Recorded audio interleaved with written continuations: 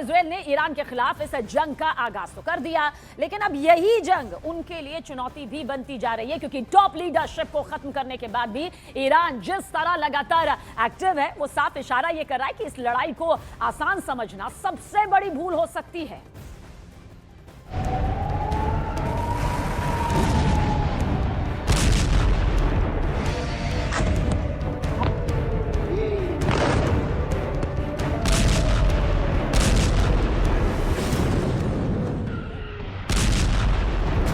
क्या ईरान पर हमला अमेरिका इजराइल पर भारी पड़ गया?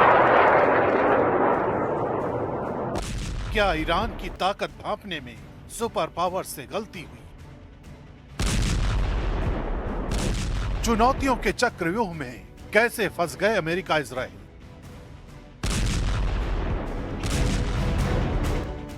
फरवरी 2026 के आखिर में जब अमेरिका और इजराइल ने ईरान पर हमला शुरू किया तो रणनीति साफ थी, सीधे सिर पर वार। इसे कहा गया डीकैपिटेशन स्ट्राइक, यानी टॉप लीडरशिप को खत्म करके पूरे सिस्टम को बंद बना देना।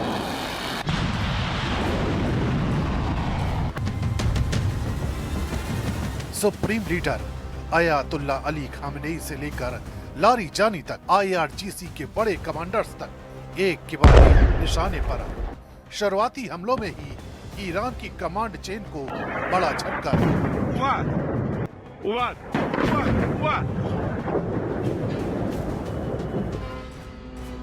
वॉशिंगटन और तेल अवीव को लगा कि ये जंग अब जल्दी खत्म हो जाएगी, लेकिन असली कहानी इसके बाद शुरू। लीडरशिप पर इतने बड़े हमले के बाद भी ईरान पूरी तरह से ठहर नहीं गया।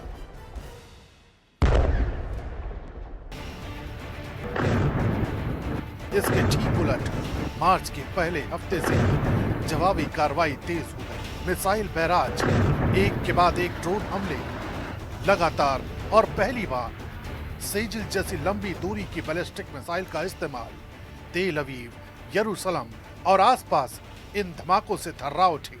ये सिर्फ जवाब नहीं था, ये एक संदेश था कि लीडरशिप खत्म होने के बाद भी ईरान की युद्ध क्षमता जिंदा है। जंग अब सिर्फ ईरान और इजराइल तक सीमित नहीं रही। इराक, बहरीन और खाड़ी के दूसरे हिस्सों में अमेरिकी ठिकानों पर हमले शुरू हो गए। समुद्र में जहाजों को निशाना बनाया गया, बिल्कुल 1980 के दशक के टैंकर वॉर की तरह। वहीं हिजबुल्लाह भी उत्तरी इजराइल पर रोजाना रॉकेट और ड्रोन से हमले कर रहा है। यही वजह है कि अमेरिका और इजराइल दोनों के लिए ये जंग आसान नहीं रही है, क्योंकि ये जंग अब सिर्फ एक फ्रंट की लड़ाई नहीं रही, बल्कि मल्टी फ्रंट की जंग बन चुकी है और हर मोर्चे पर दबाव बढ़ चुका है। एक तरफ ईरान की मिसाइल और ड्रोन क्षमता अब भी एक्टिव है। लगातार बैराज इजराइल की एयर डिफेंस को थका रहे हैं।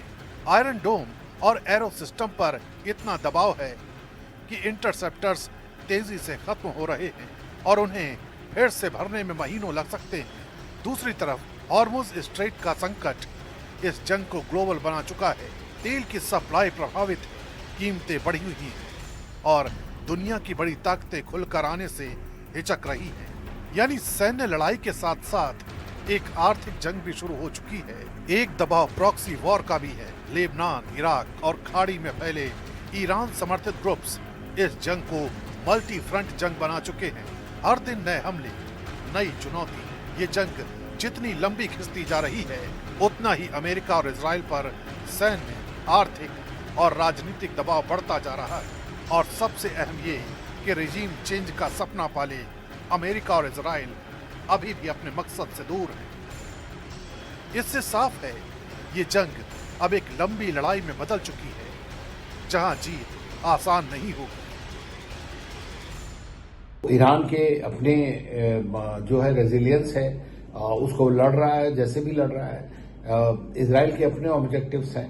पहले तो ना तो वार का ऑब्जेक्टिव क्लियर था, ना उसका एंड गेम क्लियर है।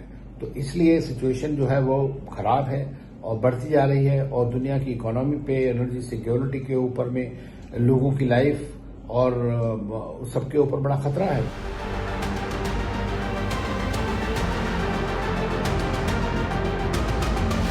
नौबत ये आ चुकी है कि ये जंग अब सिर्फ सैन्य टकराव नहीं रही, बल्कि पूरे पश्चिम एशिया को अपने चपेट में ले रही है। अमेरिकी सैनिकों को नुकसान, क्षेत्रीय तनाव चरम पर और हर दिन नए एस्केलेशन का खतरा। सबसे बड़ा सवाल यही है, क्या सिर्फ लीडरशिप को खत्म करने से कोई देश हार जाता है, या फिर ये जंग अब उस मोड़ पर पहुंच चुकी है जहां हर अगला कदम इसे और खतरनाक बना सकता है।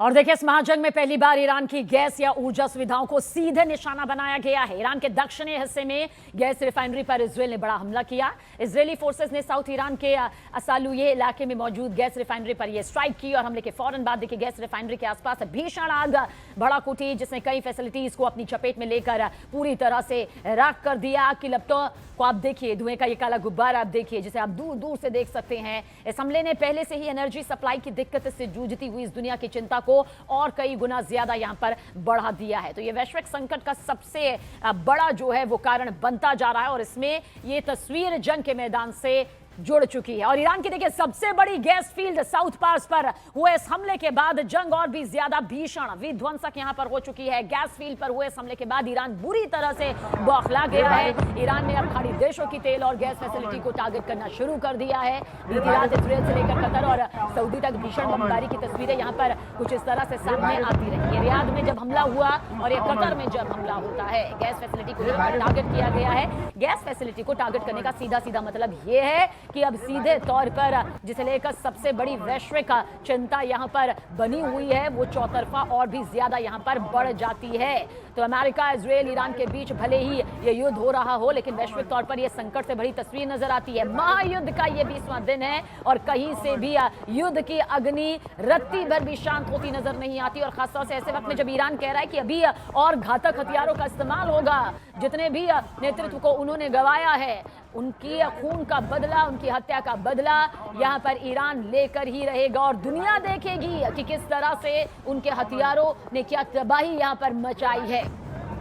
और ये दोनों तस्वीरें उसी की तस्दीक करती हुई रियाद और कतर का ये हमला अपने आप में बेहद चिंताजनक है। देखिए, जिंदगियों का जाना ये अपने आप में सबसे बड़ा नुकसान किसी भी युद्ध क्षेत्र में होता है, क्योंकि आम इंसान इसमें दहलता है, उसकी रोजमर्रा की जिंदगी पूरी तरह से ध्वस्त हो जाती है। लेकिन इस बीच वैश्विक तौर पर यह बड़ा संकट भी नजर आ रहा है, क्योंकि गैस फैसिलिटी को टारगेट पर लेना, निशाना बनाकर इसे पूरी तरह से भस्म कर देना, ध्वस्त कर देना, दशकों दशक यहां पर पीछे ले जाता है। और वैश्विक तौर पर ये वो आर्थिक संकट मोर्चे पर नजर आता है जिसे अब कहा जा सकता है कि मिडल ईस्ट किस तरह से जल रहा है, खाड़ी देशों पर इसका कितना असर लगातार अब बढ़ता ही जा रहा है।